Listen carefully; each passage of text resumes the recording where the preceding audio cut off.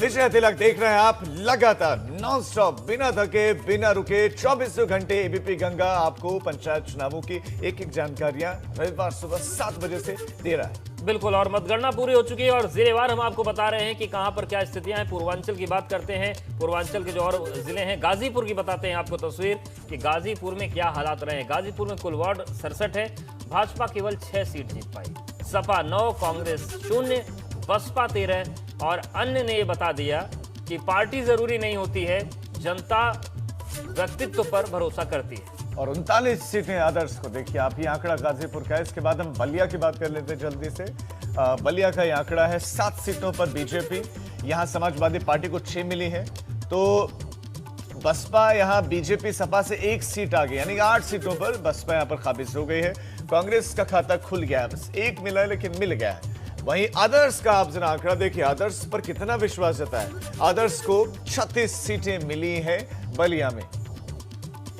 और आगे बढ़ते हैं और बात करते हैं सोनभद्र की। सोनभद्र में कुल 31 वार्ड है, भाजपा को 5 वार्ड में जीत मिली है, वहीं सपा को 10, बसपा को 3 और कांग्रेस 0, अन्य जो है उन्होंने 13 सीट जीती है। तो सोनभद्र की ये सियासी तस्वीर है पंचायत की।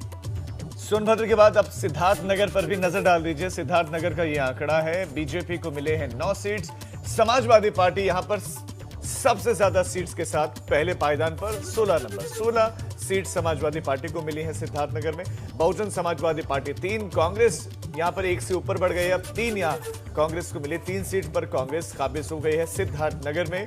और यहां पर निर्दलियों को 14 सीट मिले, तो निर्दलीय 14, समाजवादी पार्टी सबसे बड़ी 16 सीट्स के साथ। बिल्कुल,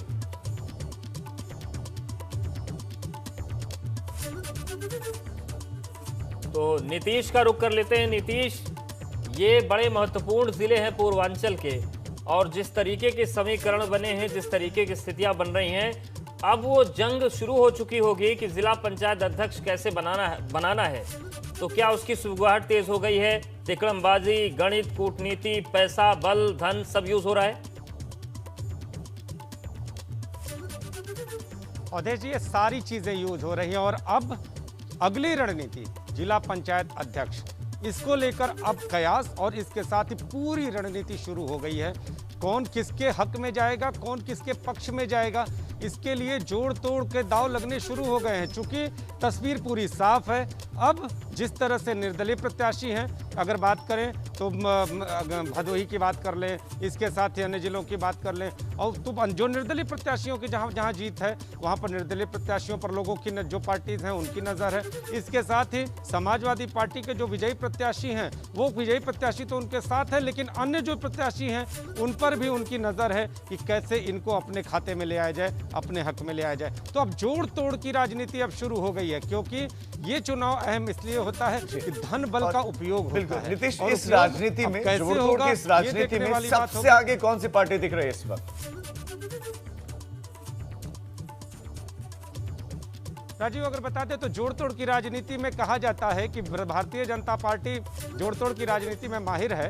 तो जो जोड़ तोड़ की स्थिति है, चूंकि सीटें कम आई हैं, सीटें साफ तौर पे है कि सीटें कम आई हैं, और ऐसी स्थिति में जोड़ तोड़ के अलावा कोई उपाय बचता नहीं है। लेकिन समाजवादी पार्टी, जो कि कहा जाता है कि इस पूरे गणित को कहे कि बखूबी समझती है, इस पूरे गणित को सेट करने में समाजवादी पार्टी, अगर पिछले चुनाव को देखें तो पहले से भी किस तरह का प्रदर्शन की है, ये भी उदाहरण के तौर पर है। तो समाजवादी पार्टी भी इस जोड़ तोड़ के गणित को अपने पक्ष में करने के लिए पूरी तरह से आगे आती हुई दिखाई दे रही है। और इसके साथ ही अगर बसपा और कांग्रेस की बात करें तो बसपा और कांग्रेस का जनाधार उस तरह का नहीं आया है, लेकिन ये भी अपनी निगाहें चौकस किए हुए हैं। हो सके ये इनके जो प्रत्याशी हैं वो टूटकर किसी और में चले जाए, या फिर इनके प्रत्याशी जो हैं वो किसी और को तोड़ कर लाए। लेकिन जो 2 पार्टियां हैं वो खास तौर पे सक्रिय दिखाई दे रही हैं, समाजवादी पार्टी और भारतीय जनता पार्टी। जी बिल्कुल नीतीश, तो जो समीकरण है वो स्पष्ट दिखाई दे रहे हैं। आप सभी हमारे साथ बने रहिए। अब आगे बढ़ते हैं, कुछ और जिलों का हाल आपको बताते हैं, विशेष तौर पर अवध के हिस्से का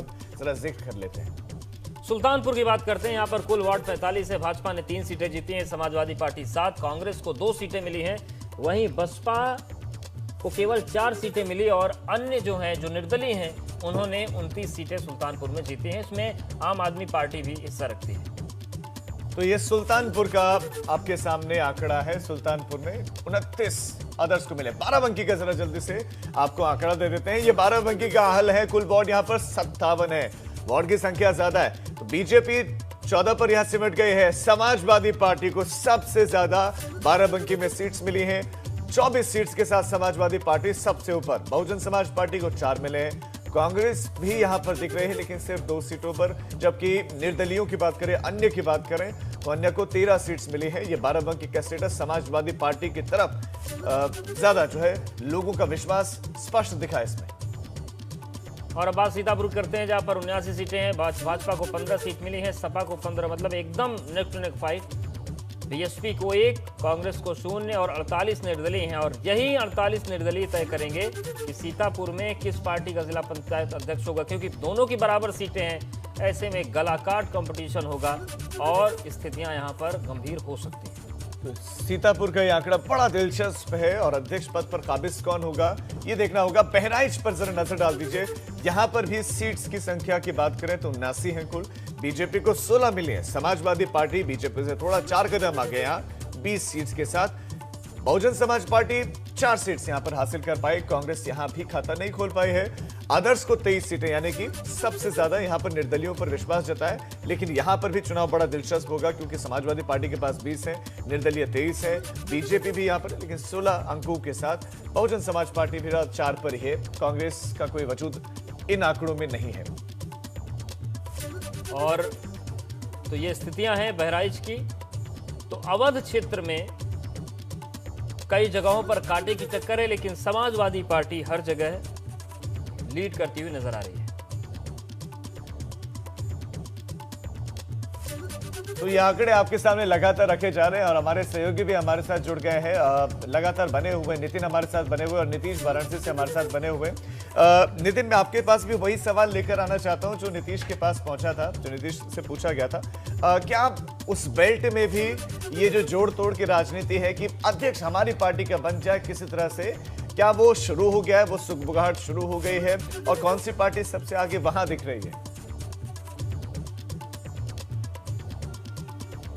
देखिए, ये धनबल और बाहुबल का चुनाव है और हम लगातार कई बार देखते रहे हैं किस तरीके से जब सत्ता बदलती है तो जिला पंचायत अध्यक्ष भी बदल जाता है। 2017 के बाद भारतीय जनता पार्टी ने कई जगह सत्ता परिवर्तन किया था जिला पंचायत अध्यक्ष के पद पर।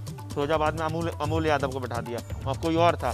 आगरा में भी बगावत की कोशिश हुई थी, राकेश बघेल बने थे। तो आप समझ सकते हैं कि ये चीज़ें सत्ता परिवर्तन के साथ आती है। जिस दल की सत्ता है उस दल के जिला पंचायत अध्यक्ष चुने जाते हैं। लेकिन इस बार जो अनएक्सपेक्टेड रिजल्ट रहा, देखिए 2015 में जिस तरह से 60 जिलों में करीब समाजवादी पार्टी के जिला पंचायत अध्यक्ष थे, तो क्या ये इस तरह का नतीजा बीजेपी सरकार में है?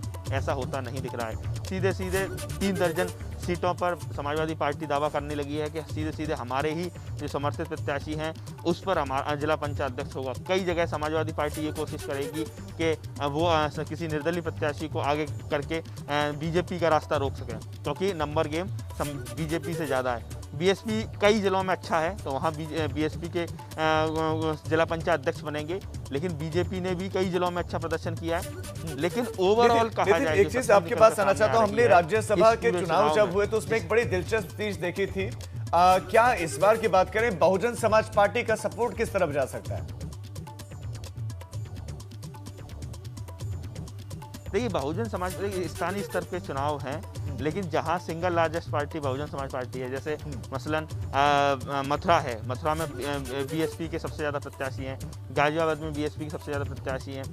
कई जगह भाजपा सिंगल लार्जेस्ट पार्टी बनी है, ये बात सही है। अब मुजफ्फरनगर उठा के देख लीजिए, 45 में 11 सीटें जीती हैं, शुगर बाउल है, लेकिन वहाँ किसान आंदोलन का ज़बरदस्त प्रभाव देखने को मिला है। और इस पंचायत चुनाव से पहले ये भी देखने को मिला है कि जगह जगह भाजपा की जो नेता कार्यकर्ता वोट मांगने गए, लोगों ने उनको पूरी तरह से बाहर गांव के खदेड़ दिया। ज़बरदस्त प्रदर्शन देखने को मिला।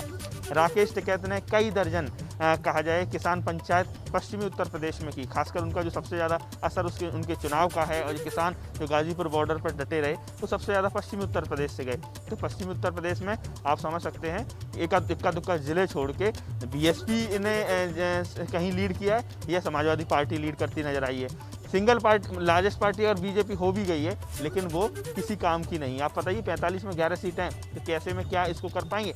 सवाल ये भी उठता है कि जिस तरीके से अखिलेश यादव ने 100 दिन किसान आंदोलन के पूरे हुए तो उन्होंने टप्पल में 5 मार्च को रैली की, बाजना में जयंत चौधरी के साथ 19 मार्च को रैली की। लगातार आरएलडी जो अपनी खोई हुई ज़मीन कहा जाए उसे पाने के लिए पूरी तरह से बेचैन है। देखिए लगातार अगर मैं आंकड़ों के ऊपर गौर किया जाए तो 6 मंडल ऐसे हैं जिसे जाटलैंड कहा जाता है। आप बिल्कुल पश्चिम के छोर से चलिए, सहारनपुर, मुरादाबाद, बरेली, मेरठ, आगरा और अलीगढ़। इसके बाद जाटों की आबादी आगरा से आगे बहुत ना के बराबर 99% आबादी है और यहाँ बहुत बड़े स्तर पर इसका असर देखने को मिला जो राकेश टिकैत का। और आरएलडी ने भी काफ़ी अच्छा प्रदर्शन किया है। देखिए आरएलडी 8 सीटें लेके आई है मथुरा में। कई सारे जिलों में आरएलडी ने अच्छा प्रदर्शन किया है। जो आरएलडी कहा जाए राजनीतिक तौर पर पूरी तरह से खत्म हो चुकी थी। एक सीट 2017 में छपरौली पे जीती है बागपत की, तो अब जो बिल्कुल आरएलडी अजीत सिंह का घर है, इसके अलावा पूरी तरह से साफ हो गई। 2019 में लोकसभा 0, 2014 लोकसभा 0। तो आप समझ सकते हैं कि जो सीटें 2012 विधानसभा चुनाव में अच्छा परफॉर्मेंस किया, उससे पहले तमाम जो चुनाव रहे उसमें कम से कम 7, 8, 10, 12 इस तरह का फिगर रहा करता था आरएलडी का, राष्ट्रीय लोकदल का। लेकिन जो मुजफ्फरनगर दंगे हुए 2013 में, उसके बाद जो मुस्लिम और जो जाट जो कॉम्बिनेशन था आरएलडी का वो पूरी तरह से ध्वस्त हो गया।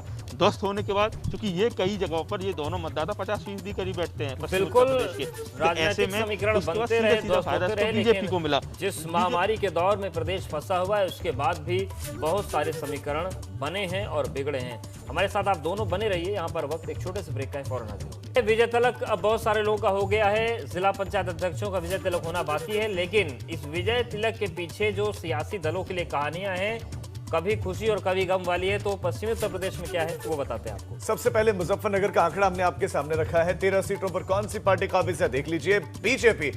लेकिन यहां पर जो आंकड़ा दिलचस्प है, समाजवादी पार्टी जो प्रदेश के अलग अलग हिस्सों में अच्छा करे वो यहां पर खाता भी नहीं खोल पाई है मुजफ्फरनगर में। बसपा को यहां 4 सीटें मिली है, कांग्रेस भी 0 पर है, सपा और कांग्रेस 0। तो यहां पर निर्दलियों पर ज्यादा विश्वास दिखाया है। निर्दलीय 26 हैं जो जीत गए हैं सीटें, टोटल 43 हैं। तो ये मुजफ्फरनगर का हाल है। और बुलंदशहर की बात करते हैं। बुलंदशहर में भाजपा को 10 सीटें मिली है, सपा को 2, कांग्रेस को 0, बसपा को 3 सीटें मिली हैं और अन्य ने यहां पर भी बाजी मारी है और 37 सीटों पर बढ़त बनाई है। तो बुलंदशहर की तस्वीर है। लेकिन सबसे बड़ी पार्टी जो है यहां पर भाजपा है, पर बिना निर्दलियों के कुछ नहीं। पीलीभीत का ये आंकड़ा अब आपके सामने है। वार्ड की बात करें तो संख्या है कुल 34, उसमें बीजेपी को 5 मिली है, समाजवादी पार्टी को 7 मिली है, बसपा को यहाँ 3 सीटें मिली है और कांग्रेस का जो प्रदर्शन है वो लगातार 0 बना हुआ है कुछ जगहों पर, तो वो यहाँ पर भी है 0। जबकि निर्दलीय अन्य के खाते में यहाँ पर 18 सीटें गए। निर्दलियों ने ज्यादा अच्छा प्रदर्शन किया है पीलीभीत में भी। और अलीगढ़ की बात करते हैं। अलीगढ़ में कुल 47 सीटें हैं, बीजेपी 9 सीटें जीती है, वहीं समाजवादी पार्टी ने 7, बसपा को 5 सीटें मिली हैं, कांग्रेस का खाता नहीं खुला और जो निर्दलीय प्रत्याशी हैं 26 सीटों पर उन्होंने जीत दर्ज की है। तो ये अलीगढ़ की तस्वीर है। भाजपा को 9 सीट, सपा को 7, बसपा को 5, कांग्रेस को 0 और निर्दलीयों को 26 सीटें मिली हैं। तो ये अलीगढ़ की कुल सीटें हैं जो आप देख रहे हैं।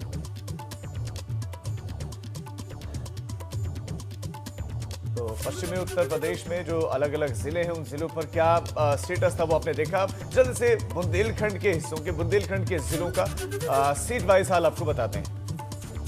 तो चित्रकूट की सबसे पहले बात करते हैं, जहां पर भाजपा को 3 सीट मिली है, सपा को 4, कांग्रेस को 0 मिली है, बसपा को 4 मिली है और जो अदर्स हैं उन्हें 6 सीट हासिल हुई है। तो ये चित्रकूट की स्थिति है, चित्रकूट की सियासी गणना है। तो चित्रकूट का ये आंकड़ा 3 पर बीजेपी है, 4 पर समाजवादी पार्टी, 4 पर सपा भी है, बसपा भी है, 0 पर है कांग्रेस और 6 अदर्स के खाते में। अब महोबा का ये आंकड़ा है। महोबा में कुल सीटें हैं 14, 3 पर बीजेपी, समाजवादी पार्टी 4 पर, 0 बीएसपी, 0 कांग्रेस, 7 अदर्स के खाते में। ये महोबा का आंकड़ा। तो महोबा में 0-0 पर बसपा और कांग्रेस। और हमीरपुर की बात करें तो यहाँ पर कुल 17 सीट हैं, बीजेपी को 4 मिली हैं, सपा को 2, बसपा को 2 और निर्दलीयों ने 9 सीट जीती है। कांग्रेस यहां पर भी खाता नहीं खोल पाई। तो ये हमीरपुर का स्टेटस है। कांग्रेस यहां पर भी खाता खोल नहीं पाई है। 2-2 पर सपा बसपा है, 4 पर बीजेपी है। यहां पर सबसे ज्यादा आदर्श को यानी कि अन्य को, निर्दलीयों को लोगों ने जिताया है। तो ये बुंदेलखंड, इससे पहले हमने आपको पश्चिमी उत्तर प्रदेश के जिलों का हाल बताया और अब आपको सिलसिलेवार अभी बुंदेलखंड का डेटा आप देख रहे हैं। बुंदेलखंड का ये आंकड़ा है जहां पर प्रदर्शन या सपा का अच्छा है या निर्दलीयों पर ज्यादा विश्वास जताया है। और उत्तर प्रदेश में कोरोना नियंत्रण को लेकर एक बड़ी खबर मिल रही है। बड़ी खबर यह है कि शासन ने सलाहकार समिति का गठन किया है। कोविड पर नियंत्रण के लिए ये समिति बनी है। समिति की अध्यक्षता करेंगे एसजीपीजीआई के निदेशक और केजीएमयू के भी जो वरिष्ठ डॉक्टर्स हैं वो इस समिति में रहेंगे। Professor R K. धीमान की अध्यक्षता में 12 सदस्यीय समिति बनी है। केजीएमयू और अटल बिहारी चिकित्सा विश्वविद्यालय के कुलपति समिति में शामिल होंगे। तो ये बड़ी खबर आपको दे रहे हैं। एक और समिति, सवाल ये है कि इतनी टीमें बनाए जा रही, इतनी समितियां बनाए जा रही, लेकिन ये समितियां काम क्या करेंगे? सभी क्या चिंतन मंथन में ही लगे हुए रहेंगे? तो एक और समिति इस बार बनाई गई। टीम 9 भी लगातार कार्य कर रही है। पहले टीम 11 थी, घटाकर टीम 9 किया गया। फायदा प्रदेश की जनता को कुछ मिला नहीं, लेकिन इस बीच में कोरोना नियंत्रण से जुड़ी हुई उत्तर प्रदेश से बड़ी खबर, शासन ने सलाहकार समिति का गठन कर दिया है और कोविड पर नियंत्रण के लिए इस सलाहकार समिति को गठित किया गया है। सलाहकार से जैसा कि लग रहा है कि ये सलाह देंगे कि क्या करना चाहिए, क्या नहीं करना चाहिए। समिति की अध्यक्षता एसजीपीजीआई के निदेशक प्रोफेसर आर.के. धीमान करने वाले हैं। Professor R K. धीमान की अध्यक्षता में 12 सदस्यीय समिति गठित की गई है।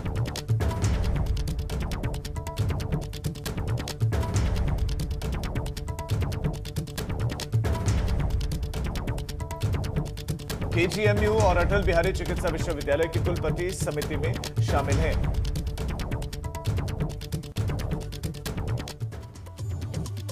तो इससे उम्मीद की जा सकती है कि जब डॉक्टर्स की समिति बन रही है तो कुछ स्थितियां बेहतर हो सकती है, क्योंकि सब कुछ नौकरशाह संभाल लेंगे ये संभव नहीं। यहां पर वक्त एक ब्रेक का है। फौरन लौटें।